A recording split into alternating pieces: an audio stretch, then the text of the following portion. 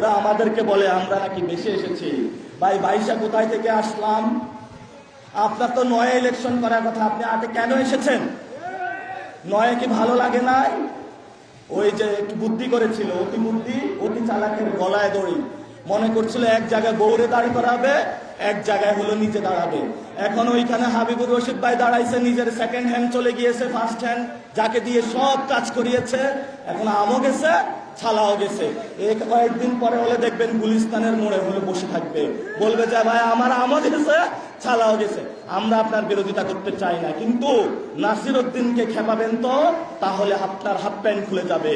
কারণ আমরা শেখ হাসিনার হাফ প্যান্ট খুলে দিয়েছিলাম, শুধু হাফ প্যান্ট খুলে নাই, তাকে দিল্লিতে পাঠিয়ে দিয়েছিলাম। আমার সাথে কখনো হলো হাঙ্কি পাঙ্কি আপনি করবেন না।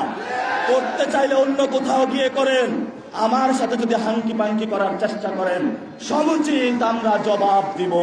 কারণ আমি এক আল্লাহ ছাড়া কাউরে ভয় পাই না। তোমার টাকা আছে, আমরা শুনতে পাচ্ছি গাড়িতে করে তারা হকি স্টিক স্ট্যান্ড নিয়ে ঘোরাফেরা করে। গুলিস্তানে নাকি স্ট্যান্ড এবং হকি স্টিক পাওয়া যাচ্ছে না, সব নাকি বিক্রি হয়ে গিয়েছে। আসুন খেলা হবে, দেখি কেমন খেলা খেলতে পারেন। মেরে ফেলবেন, এক হাতিকে মারা গিয়েছে, লক্ষ হাতি আসনে দাঁড়াবে, তবু আমরা ছাড়বো না ইনশাআল্লাহ। উল্টাপাল্টা কথা বলতেছে কেন আমি জানি না। আর ওকে ধমক দেওয়ার মতো বয়স আমার নাই। আমি তো আমার নিজের ছেলেকে ধমক দিই, ওকে ধমক দেবো কি?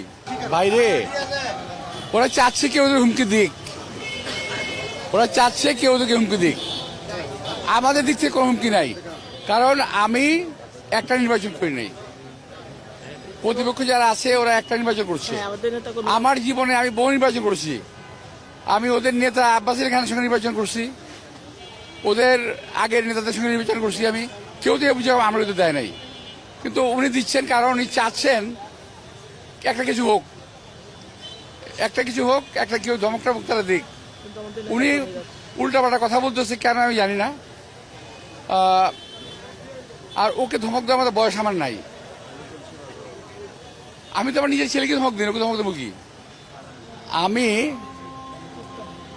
এই যাবৎ যত নির্বাচন করেছি, কোনো নির্বাচনে আমার কোনো প্রতিশ্রুতি ছিল না, কিন্তু তার বাইরে গিয়ে আমি অনেক কিছু করেছি যার প্রতিশ্রুতি বাইরে। আমি একটা দূরে না, আমার আই হ্যাভ এ লিস্ট। আমি যদি লিস্ট মধ্যে ধরাই দিই তোমরা মাথা করে নিতে পারবো না, আমি এত কাজ করেছি আমি। সুতরাং যারা, আমি এই এলাকার সন্তান, এই এলাকার সমস্যা সম্বন্ধে আমার চেয়ে ভালো অন্য কেউ জানে না। সুতরাং আমার প্রতিশ্রুতি কোনো প্রয়োজন নাই। যেটা করা দরকার এলাকাবাসীর জন্য সেটা আমি করব। যাদের বেশ প্রতিশ্রুতি দিয়ে, মিথ্যা আশ্বাস দিয়ে ভোট নিতে যাচ্ছে, এই এলাকার লোকেরা আমাকে আগে ভোট দিয়ে আমাকে অলরেডি পরীক্ষা করে দেখেছে তারা যে আমি কেমন এবং কি। আগামী নির্বাচনে ইনশাআল্লাহ প্রমাণ হবে এটা।